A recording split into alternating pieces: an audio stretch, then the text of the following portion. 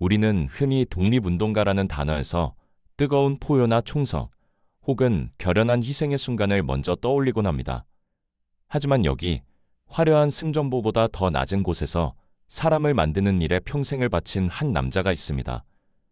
우리는 그를 도산 안창호라 부르며 이미 잘 알고 있다고 확신하지만 그가 왜 투쟁의 도구 대신 수건을 들고 청소를 했는지, 왜 화려한 응변보다 정직한 한마디를 강조했는지에 대해서는 깊이 질문하지 않습니다. 그는 나라를 되찾기 위해 먼저 스스로를 되찾아야 한다고 믿었고, 독립은 주어지는 것이 아니라 준비된 사람들이 쌓아 올린 힘으로 이루어지는 것임을 증명하려 했습니다. 시대를 바꾼 혁명가이기 이전에 시대가 달라질 수 있음을 자신의 삶으로 보여준 한 남자의 기록을 시작합니다. 1878년 평안남도 강서에서 태어난 안창호는 어린 시절부터 나라의 현실을 또렷하게 바라본 소년이었습니다. 그는 개인의 출세가 아니라 공부를 통해 공동체의 힘을 키워야 한다고 믿었고, 그 생각은 점점 더 분명한 방향으로 굳어졌지만 조선의 현실은 스스로의 힘으로 미래를 설계할 수 있는 환경이 아니었습니다. 19살의 청년 안창호는 만민공동회의 날에 평양 서문 밖 회제정 광장에 서서 부패한 관료들과 외세의 침탈을 꾸짖는 연설을 토해냅니다. 좌중을 압도하는 그의 목소리는 청중의 가슴을 울렸으나 정작 연설을 마치고 내려온 그의 마음속에는 깊은 의구심이 자리 잡기 시작했습니다. 웅변으로 사람들의 마음을 움직일 수는 있었지만 정작 기울어가는 나라를 일으켜 세울 실질적인 힘이 우리에게는 부족하다는 냉혹한 현실을 직시했기 때문입니다. 그래서 그는 더 넓은 세상으로 나가 민족이 살아남을 방법을 찾기로 결심합니다. 더 넓은 세상을 보기 위해 건너간 미국에서 그는 예상하지 못한 장면을 마주하게 됩니다. 인삼을 팔러 온 동포들이 길거리에서 서로 멱살을 잡고 다투는 모습은 그가 마음속에 그려왔던 독립된 나라의 모습과는 아직 거리가 있었습니다. 안창호는 그때부터 책을 덮고 빗자루를 들었습니다. 동포들의 집을 찾아다니며 유리창을 닫고 커튼을 달아주며 정직하고 깨끗한 삶이야말로 애국의 시작임을 조용히 설득하기 시작했습니다.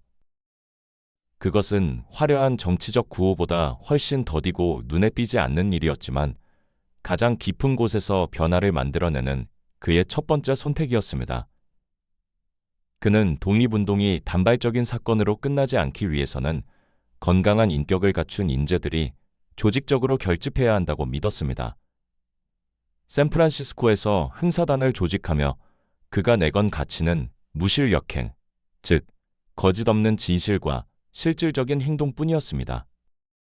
동지들에게 농담으로라도 거짓말을 하지 말라고 경계했던 그의 엄격함은 망국의 원인이 외부의 침략뿐만 아니라 내부의 부패와 분열에도 있다는 통렬한 자기 반성에서 비롯된 것이었습니다.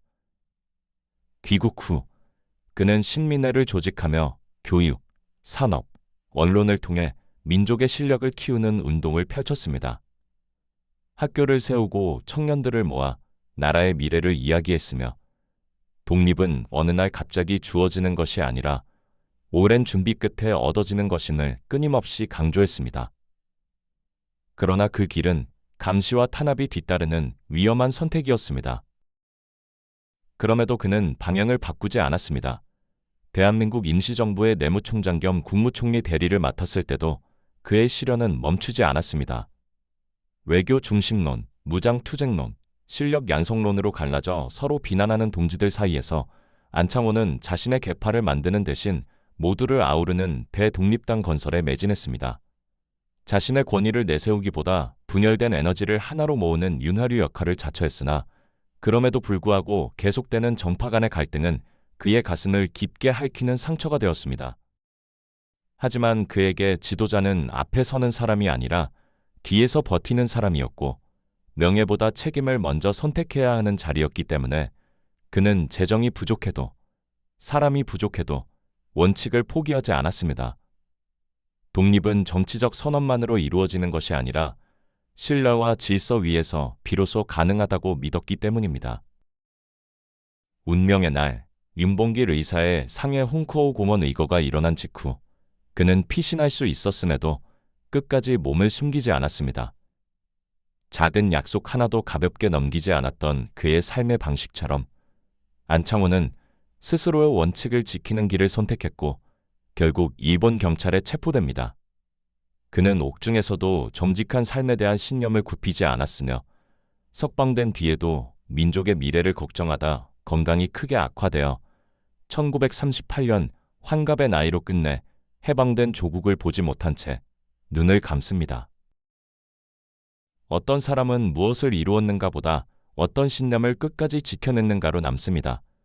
도산 안창호가 남긴 것은 흔들리지 않는 원칙이었습니다. 그는 독립을 외치기 전에 독립을 준비할 사람을 길러내고자 했고 눈앞의 성과보다 지켜야 할 방향을 먼저 세웠습니다.